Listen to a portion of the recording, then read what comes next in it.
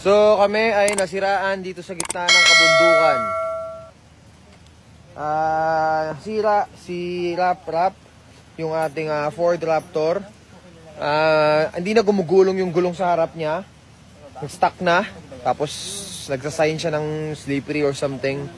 Nangyari na rin to dati. Nung dati nangyari dito, iba naman.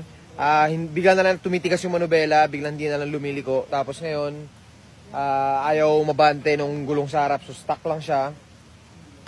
So kahit anong hila namin, nagsiskid na lang yung humihila, which is ayan si Hilux. Hindi niya talaga mahila kasi nga nakastuck yung gulong nito sa harap. Tapos hirap din iliko. So ayan ngayon, try namin sipatin kung anong pwede namin maayos. Init din dyan. Tay ka. Ano nangyari? Inabot ng bunabol. Init. Dapat yung payat na kamay. Ako magdukot. Ako hindi. Init. Hindi na nakadikit yung battery. Baka nakadikit pa rin. Nakadikit. Sapinan nyo. Lagyan nyo ngayon. Para hindi dumikit. Para ma-reset siya kung sakali man.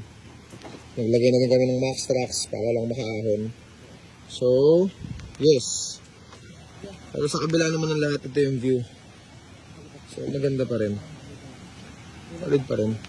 Yun, may isa pa kaming sasakyan doon sa unahan. What up, boys? You good, boys? Yes.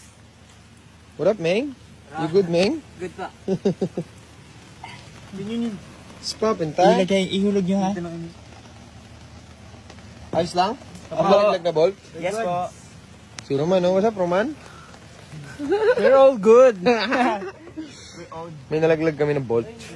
So, nakuha namin. Beautiful place!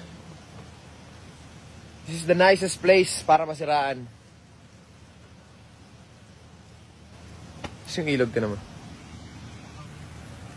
Yun o. Kaki.